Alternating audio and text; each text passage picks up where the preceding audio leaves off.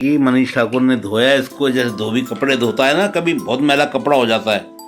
धोबी घाट आपने देखे होंगे, फिल्मों में भी देखे होंगे, जिद्दी फिल्म में सनी देओल धोता है एक बंदे को। इसको क्या नाम है, एक दुरदुराते कुत्ते की तरह दौड़ा रही है, कोर्ट भी दौड़ा रही है, ईडी भी दौड़ा रही है, और इसको बहुत बुरा हाल होगा इसका हरामजादे का। देखना ये 4 दिन भारी पड़ेंगे इसको। मनीष ठाकुर ने 17 वीडियो में इसकी बैंड बजाई है। कल जो ये पेश हुआ 28 मार्च को, और इसने अपने वकील रमेश गुप्ता को बोलने नहीं दिया। खुद बोला मैं सीएम में हरामी है, बड़ा शातिर है। जो पत्नी है सुनीता केजरीवाल, वो भी एक रांड विधवा विलाप कर रही है, बड़ी हरामन है वो, इससे भी बड़ी कुत्ती है वो।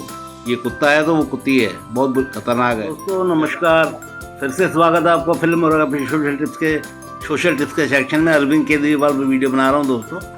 मनीष ठाकुर ने 17 की एक छोटी वीडियो में इसकी बैंड बजाई है। कल जो ये पेश हुआ 28 मार्च को, और इसने अपने वकील रमेश गुप्ता को बोलने नहीं दिया। खुद बोला मैं सीएम तो इसको हाई कोर्ट के राइजो एवेन्यू के कोर्ट ने झाड़ लगाई है। हाई कोर्ट से पहले इसकी रिजेक्ट हो चुकी थी बेल एप्लीकेशन। जब ये गया था रिलीफ लेने, सुप्रीम कोर्ट में इसने विड्रॉ करा ली थी। बड़ा हरामी है, बड़ा शातिर है। ज़्यादा बात ना करते हुए, इसकी जो पत्नी है सुनीता केजरीवाल, वो भी एक रांड विधवा विलाप कर रही है, बड़ी हरामन है वो, इससे भी बड़ी कुत्ती है वो। ये कुत्ता है तो वो कुत्ती है, बहुत खतरनाक है। ज़्यादा आपका टाइम बर्बाद ना करते हुए सीधा ले चलता हूँ 17 मिनट 27 सेकंड की वीडियो में।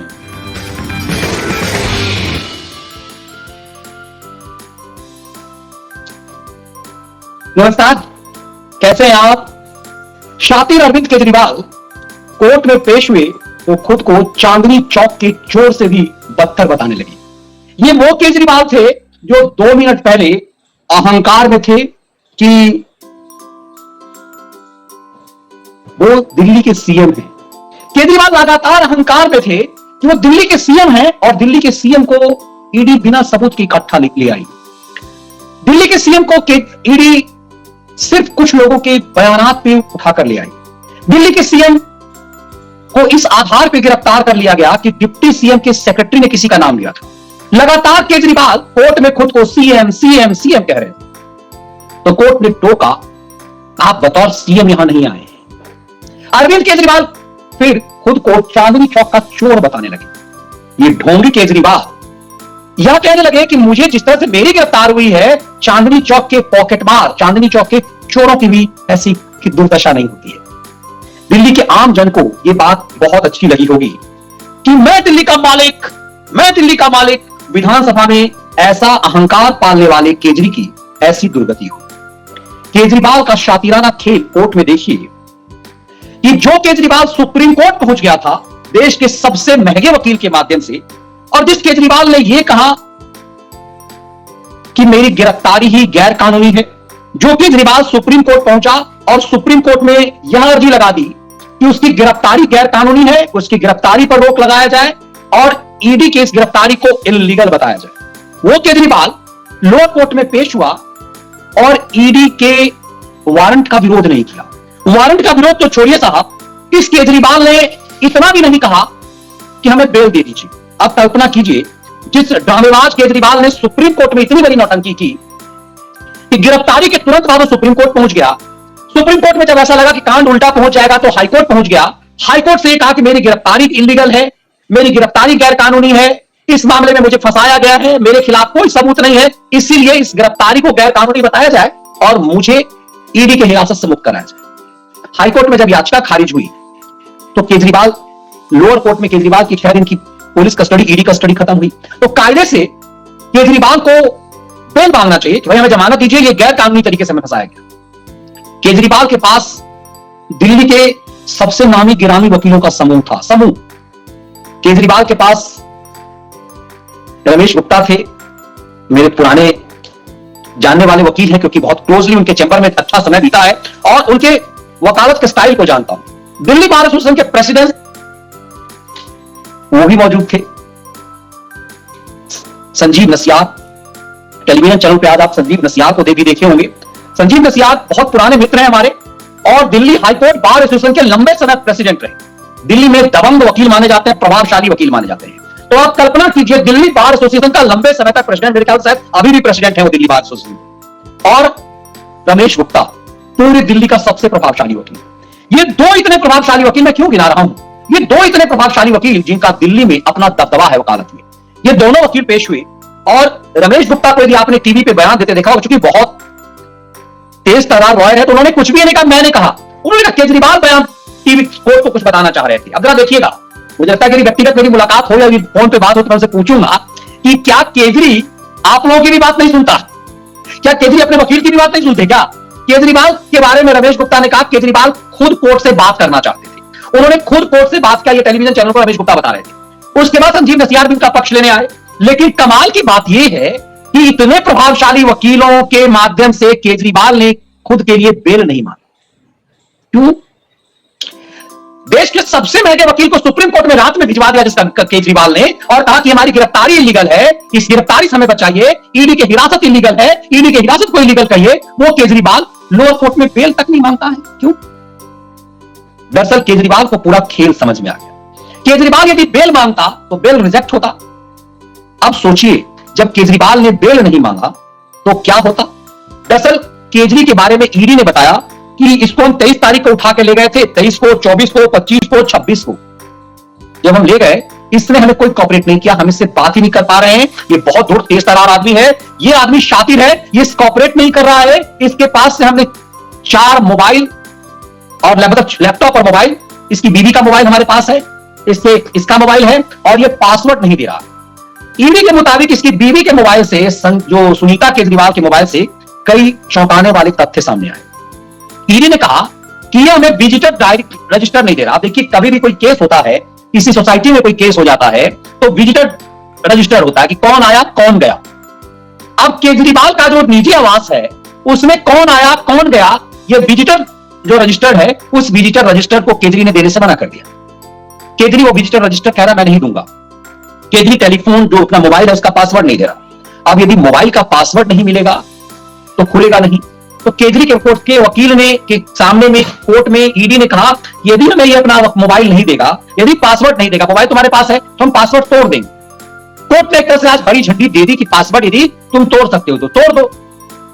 ये निजता का मामला तो है, किसी का पासवर्ड आप नहीं तो इस्तेमाल मांगने को विवश नहीं कर सकते।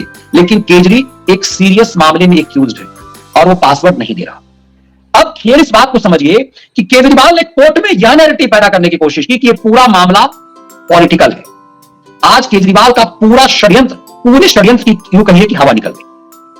केजरीवाल जो षड्यंत्र लगातार कर रहा था कि वो दिल्ली का सीएम है, बीजेपी उसे फंसाना चाह रही है, ये अमित शाह जो है उसको बर्बाद कर देना चाह रहे हैं, और कई जो पुराने वीडियोस के माध्यम से खेल करना चाहा। दरअसल ईडी ने कोर्ट के सामने कहा कि इनके पॉलिटिकल बयानबाजी से हमें कोई लेना देना नहीं है।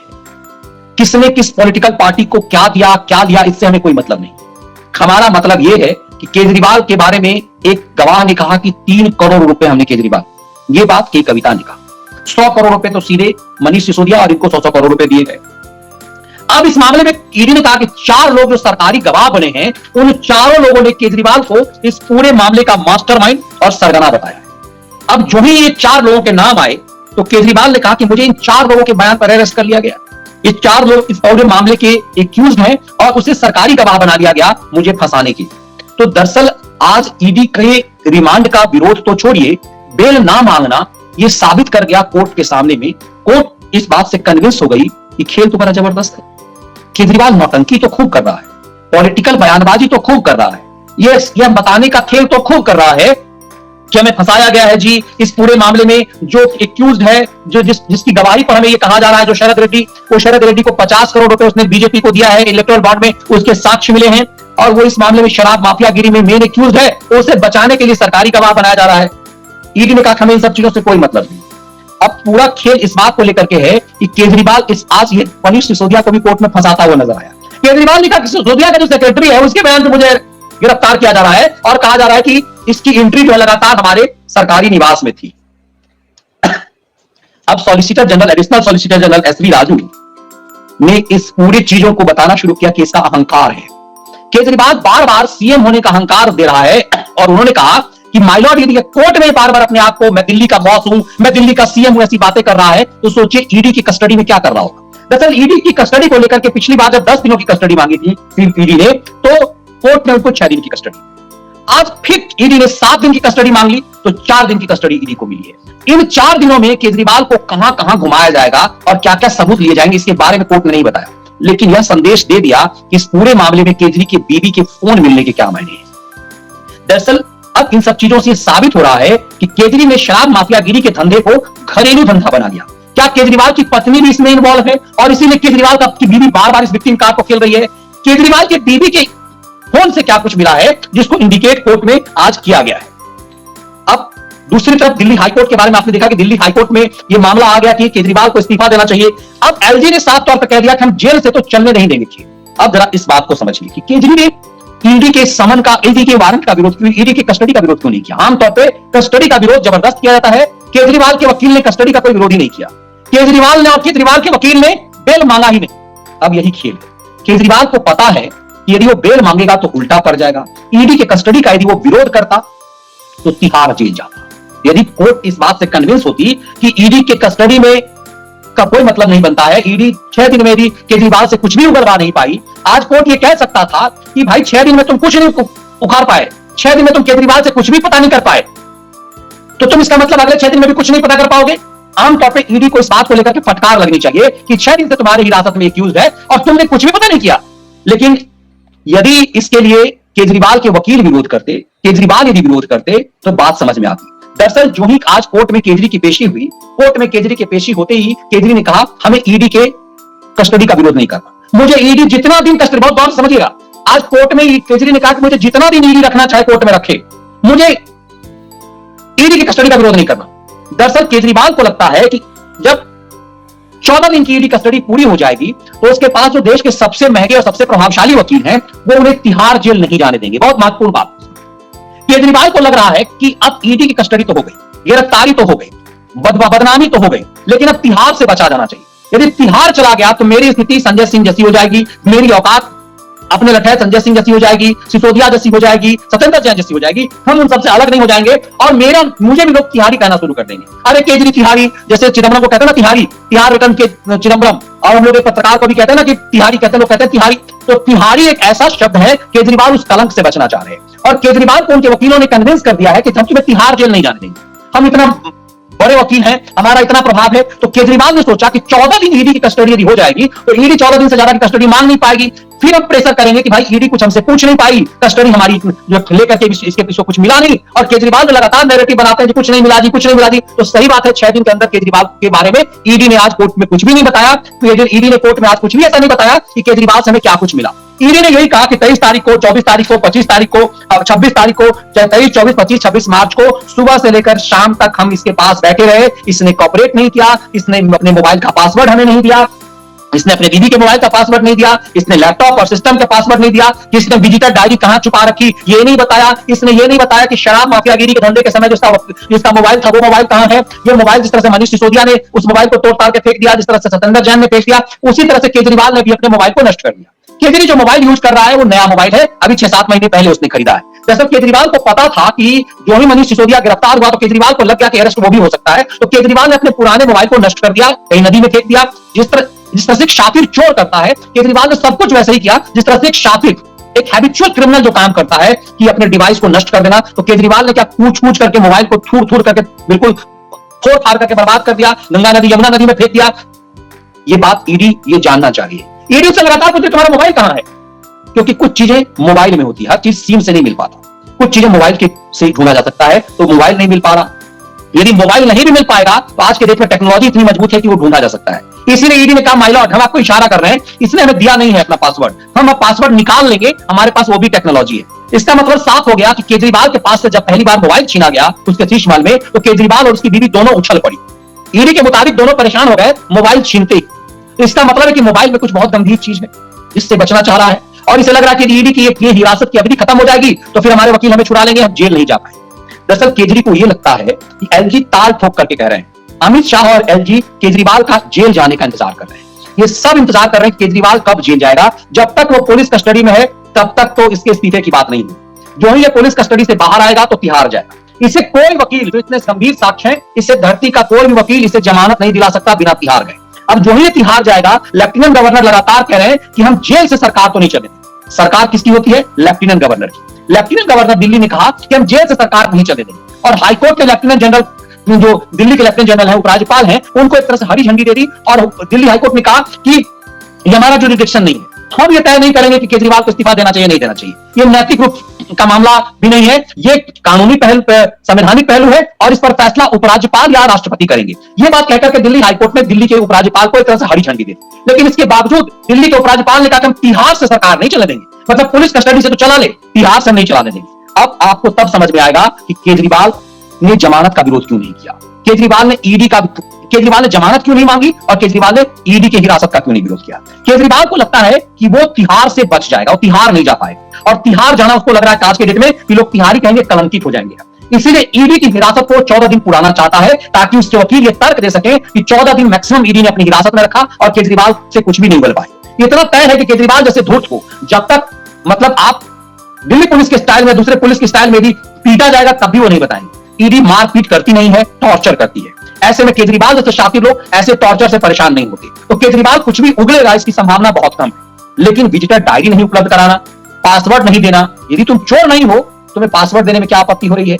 ये खेल पूरी तरह से खुल रहा है, और केजरी सिर्फ तिहाड़ ना जाने की नौटंकी करके अपने आप को इस पूरे मामले को खींचना चाह रहा है। लेकिन कब तक? कहते हैं कि कब तक बकरे की मां खैर न बनाएगी।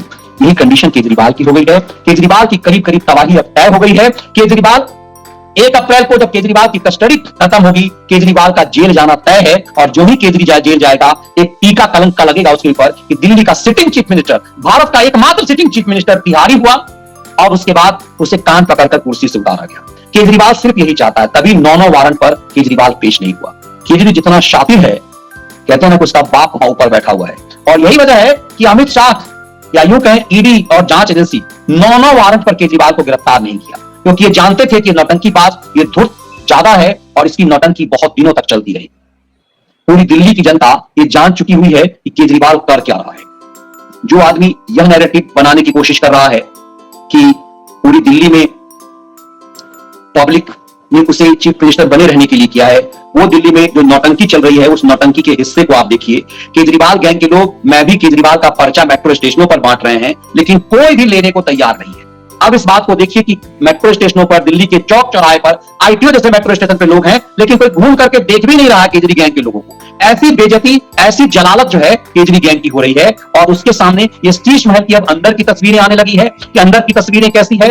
ये आदमी जो कहता था कि चीफ मिनिस्टर को सिंगल बेडरूम के घर में होना चाहिए, वो देखिए ऐसा लग रहा है कि भारत के राष्ट्रपति भवन की आप तस्वीर देख रहे हो, ये केजरी का हालत है। और ये केजरी जो इस तरह की अनर्गल प्रलाप करता था। मैं आपको बता दूं मोदी जी, आपने दूसरों को तो डरा दिया सीबीआई से, केजरीवाल नहीं डरने वाला। आपको पता नहीं है मैं किस मिट्टी का बनाऊं। आखिरी सांस तक मैं मर मिटूंगा, देश के लिए लड़ता रहूंगा, लेकिन और मैं मोदी जी के इन सीबीआई और टुटपंजियों से और इन गीदड़ भक्तियों से नहीं डरने वाला। मैं ये उनको साफ साफ कह देना चाहता हूँ। जहां तक कहना शब्दों का चयन ठीक से नहीं किया, अरे तुम्हारे तो कर्म फूटे हैं, मेरे तो शब्द खराब होंगे, तुम्हारे तो कर्म खराब है। तुम अपने कुकर्मों की माफी मांगो देश से, मैं अपने शब्दों, मतलब ये खुद ही कह रहा है कि मेरे शब्द खराब हैं, घटिया किस्म के आदमी हैं, लेकिन तुम्हारे कर्म खराब हैं। अब कर्म किसके खराब हैं ये पूरा देश देख रहा है। देश को इसी बात का इंतजार था, और इसीलिए हम लोग इंतजार कर रहे थे कि केजरीवाल ज्यादा से ज्यादा समन को इसी तरह से अपमानित करे। अब केजरीवाल के कुछ मामले, वो मामले भी खुलेंगे जो कोर्ट में किसने इतने समन का दुरुपयोग क्यों किया। यदि केजरी पहपश समन में पेश हो जाता तो मामला कब का साबित हो चुका होता, लेकिन जानबूझ करके इसने लोकसभा चुनाव तक इसे घसीट कर लाया। शातिर की गति उसी ढंग से होती है, केजरीवाल की वही गत होनी है। ये वीडियो विश्लेषण आपको कैसा लगा? कंटेंट यदि पसंद आए वीडियो को लाइक और शेयर जरूर। बहुत बहुत धन्यवाद। वंदे मातरम।